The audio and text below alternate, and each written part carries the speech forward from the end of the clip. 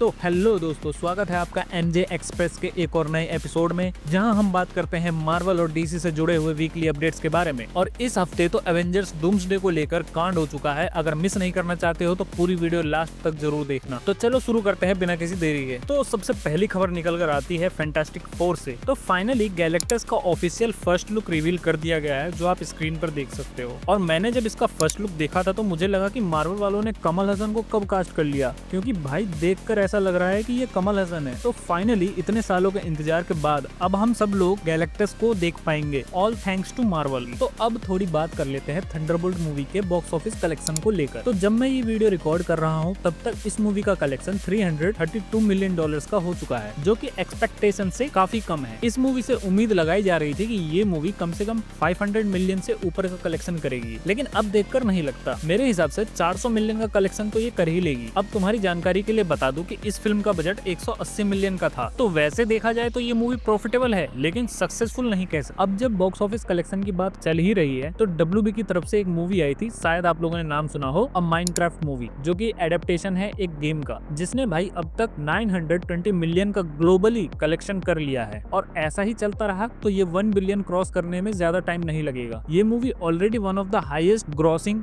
Gaming adaptation movie बन चुकी है। अब इसके अलावा एक और मूवी है जिसने बॉक्स ऑफिस पर धूम मचा रखी है, the final destination blood line, जिसने अपने ओपनिंग वीकेंड पे $102 मिलियन का कलेक्शन किया, जो कि इस फ्रेंचाइज की अब तक की बिगेस्ट ओपनिंग है। और इस मूवी का बजट गेस करो कितना होगा, मात्र $50 मिलियन का। और उम्मीद किया जा रहा है कि ये मूवी $200 मिलियन का कलेक्शन टच कर लेगी, और जो कि एक सक्सेसफुल साबित होगी। अब सक्सेसफुल से याद आया, एक और मूवी है जो बॉक्स ऑफिस पर सक्सेसफुल हो चुकी है पिछले महीने आई रायन कुगलर की मूवी द सिनर्स, जिसने 300 मिलियन का कलेक्शन क्रॉस कर लिया है। और इस फिल्म का बजट सिर्फ 90 मिलियन का था। तो इससे ये तो पता चलता है कि रायन कुगलर एक कमाल का डायरेक्टर है। तो अब बढ़ते हैं अपने अगले न्यूज की तरफ। तो अवतार द लास्ट एयरबेंडर की एक एनिमेटेड मूवी आने वाली है, जिसका टाइटल रिवील कर दिया गया है, जो होगा द लेजेंड ऑफ आंग द लास्ट एयरबेंडर, जिसमें आवाज दे रहे हैं अपने देव बटिस्टा यानी ड्रैक्स। और ये फिल्म 9 अक्टूबर 2026 में थिएटर्स में रिलीज होगी। अब अगली खबर है डीसी के द बैटमैन 2 को लेकर, और इसका first full draft script ready हो चुका है और अगले हफ्ते स्टूडियो में पहुंच जाएगा। अब यह कहना तो ये है कि क्यों ही बना रहे हो, कोई फायदा तो है नहीं, बिकॉज जेम्स गन अपना अलग से एक बैटमैन खड़ा कर रहा है। अगला अपडेट है इट मूवी के फ्रेंचाइज से। तो इस फ्रेंचाइज की एक प्रीक्वल टीवी सीरीज आने वाली है, जिसका नाम इट वेलकम टू डेरी होने वाला है, जिसका ट्रेलर आ चुका है। जिन लोगों ने नहीं देखा है जाकर देखो, ट्रेलर काफी प्रॉमिसिंग लग रहा है। अभी इसका रिलीज डेट तो अनाउंस नहीं किया है, लेकिन ये इसी साल लास्ट तक देखने को मिल सकता है। तो बढ़ते हैं अपने अगले अपडेट की तरफ। तो मिशन इम्पॉसिबल मूवी के प्रीमियर के दौरान टॉम क्रूज से जब पूछा गया कि वो एक्टिंग से रिटायरमेंट कब ले रहे हैं, तो उन्होंने बताया कि भाई वो 100 साल के हो जाएंगे तब भी एक्टिंग से रिटायरमेंट नहीं लेंगे। बेशक वो एक्शन मूवीज ना करें, लेकिन ड्रामा और कॉमेडी फिल्म जरूर करेंगे। कोई नहीं टॉम क्रूज सर, आप मूवीज बनाते जाइए, हम देखते जाएंगे। अब बढ़ते हैं अपने अगले खबर की तरफ। तो बहुत दिनों से ये रूमर्स थे कि स्कारलेट जॉनसन की ब्लैक विडो भी अवेंजर्स डूम्सडे में रिटर्न कर सकती है, लेकिन जब ये चीज स्कारलेट जॉनसन से पूछी गई तो उन्होंने बताया कि ऐसा कुछ नहीं होने वाला, वो अवेंजर्स डूम में रिटर्न नहीं कर रही।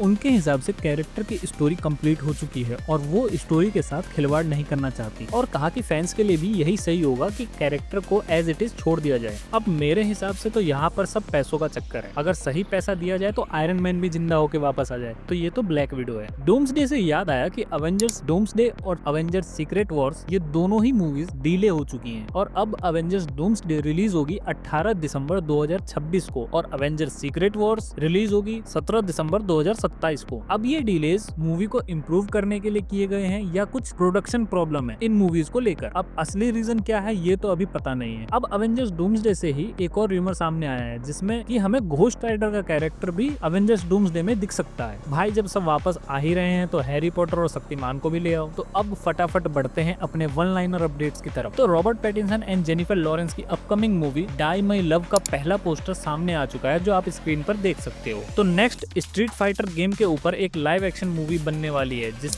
कास्टिंग को लेकर जेसन मोमोआ और रोमन रेंज से बात चल रही है। Next Jurassic world rebirth movie से कुछ नए पोस्टर सामने आए हैं, जो आप स्क्रीन पर देख सकते हो, और कुछ नए लुक सामने आए हैं सुपरमैन मूवी से, जो आप स्क्रीन पर देख सकते हो। और स्क्विड गेम सीजन 3 का भी एक नया पोस्टर आया है, जो आप सामने देख सकते हो। तो बस ये थी इस हफ्ते की कुछ मेजर अपडेट्स। अगर कुछ मिस कर दिया हो तो कमेंट में बता देना, और चाहते हो कि ऐसे अपडेट्स हर हफ्ते आते रहें तो चैनल को सब्सक्राइब कर देना।